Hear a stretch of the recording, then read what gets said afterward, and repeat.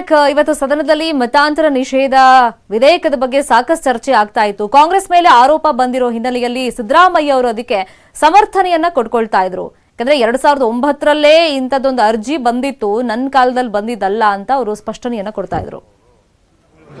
ಅವರೇ 2008 chief minister ಆದವರಲ್ವ ಅವರು? ಯಾರು?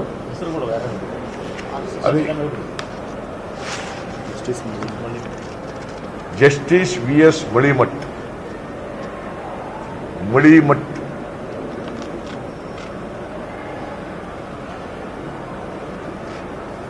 ಅವರು ಒಂದು ಡ್ರಾಫ್ಟ್ ಬಿಲ್ ಅನ್ನು ಸಪೋರ್ಟ್ ಇದು ಮಾಡ್ತಾರೆ.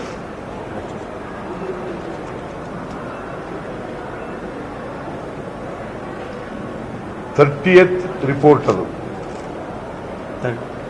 ಎನಾಕ್ಟಿಂಗ್ a suitable law for protection of right to freedom of religion ಅಂತ 21/9/2013 ಕೊಡ್ತೀವಿ.